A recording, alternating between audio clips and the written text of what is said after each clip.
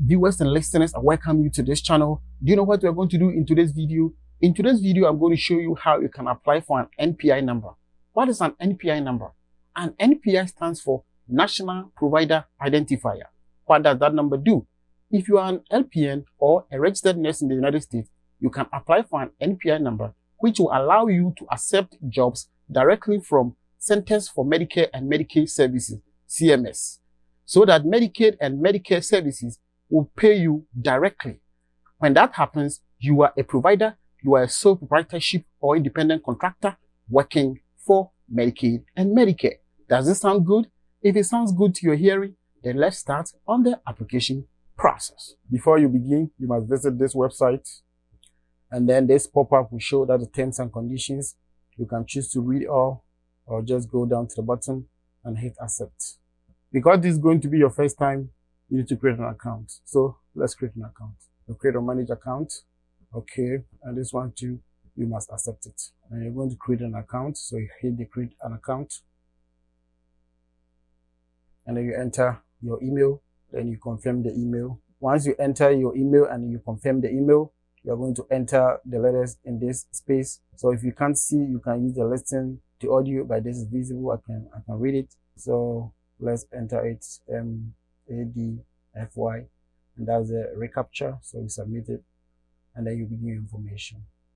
So you enter your first name, and then you enter your last name, you enter your phone number. It's going to ask you about the business phone number, but it's your personal phone number, but you don't have any business. Okay, so enter your personal phone number, and then you enter your date of birth. Then you enter your social security number, and if you have any additional email you want to provide, you can provide. Else, you enter your contact phone number, which is also going to be your cell phone, and then you put your address. Then you hit continue once you finish this form, and then they are going to suggest an address for you. Let's use the suggested one, and then you continue. So you create a user ID and a password. Okay, so if you check the password compliance here, you must follow this compliance. It must be between 8 to 12 and alphanumeric. Okay, everything is green. Then you go to your questions.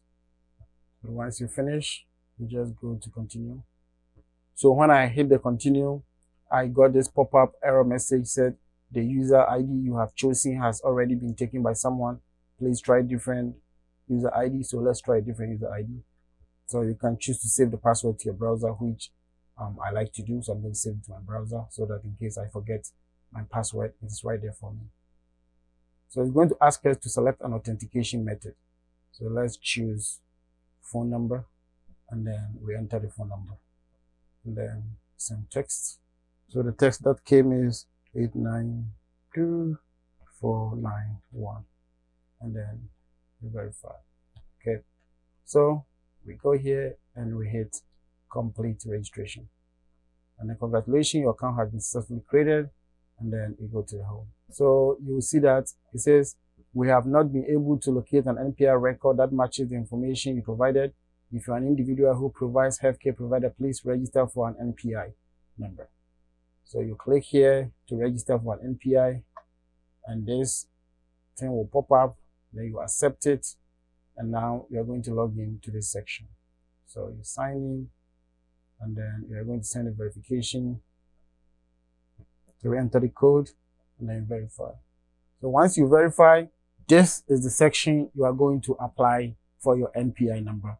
And from here going, everything is straightforward. So let's see. Since you are going to do it for yourself, you are going to hit apply for an NPI for myself. You click on it, and then get the information they want. Provider, social security number, your date of birth, your country of birth, your state of birth, if country of birth is the US. At least one contact person name, at least one contact person phone number and email. So these are the information they require from you.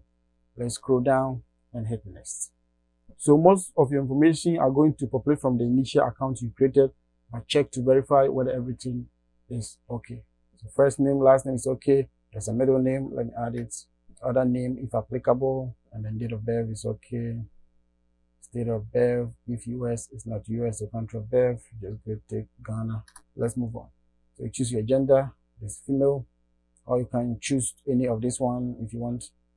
Demographic information, ethnicity, so this is Black or African American, and is not Hispanic. Then we go down, languages spoken, that's optional, so you can choose to leave it blank, but let me choose English.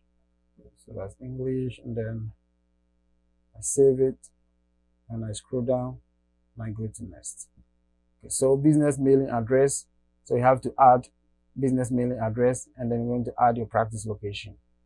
In this situation, your business mailing address and practice location are all going to be your home address. Let's continue.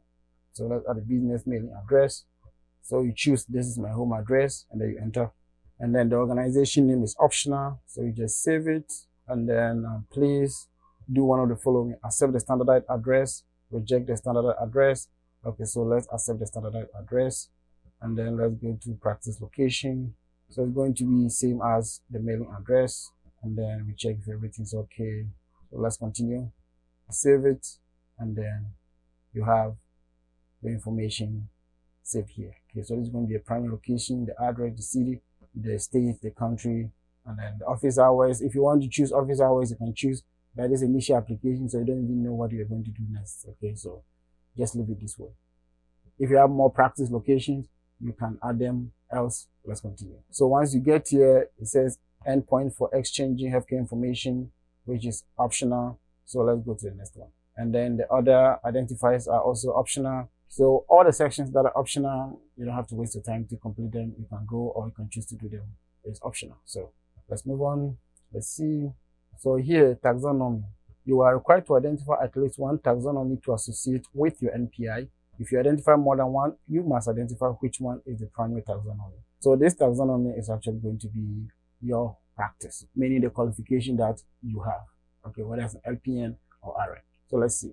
So we look through closely, and then we look for, this is registered nurse. So if it is me, I will choose the registered nurse highlighted in blue, but maybe you are an LPN. So let's go to the LPN section and see if we can find one. Okay, so we're going to read through and see if we can find LPN. So if you are an LPN or LVN, you're going to choose either the top or the bottom one. I think the LVN or LPN is state specific. Some states call it LPN, whilst other states also call it LVN. Okay, so if yours is LPN, you choose LPN. So let's assume that yours is LPN. Let's move on. So you choose LPN, and then you're going to enter your license number and then the state that issued it. So let's enter the number, and then let's say it's New Mexico, and then you save it. So everything you are entering here is what you know, it's not what the system knows. So you are providing them your information, and they are going to use the information to give you the NPI number. So once you are done, or if you think you have only one license, or you are licensed for just one state, then you are good to go. If you are being licensed for more than one state, you can list all your licenses here, but you have to choose the primary one you want to use. So let's say you have New York and New Mexico license, like mine. Right now, I can choose to use the New Mexico as the primary one, or the New York as the primary one. It depends on which one you also have. Let's move on. So let's assume it's only one, and then let's continue. So once you continue, say contact information. Say contact information, only one required. So it says all NPI notifications will be sent to the primary contact person email provided on this page. So you can add your contact. So just choose primary contact information, and let's say contact information is the same as myself, and then you just hit save. Once you are done, go to next. I think we have an error in the application, so let's go and check the error before we move on. Is the provider a sole proprietorship? Yes. So all this information were completed earlier. We move on, and here there's an error check, and if you look at the application, it didn't find any error. So we are good to go. So once you are here, you're going to hit next. And once you read the submission page, you are going to certify that every information is correct, and then you submit it. So this is the process you will go through to apply for an NPI number.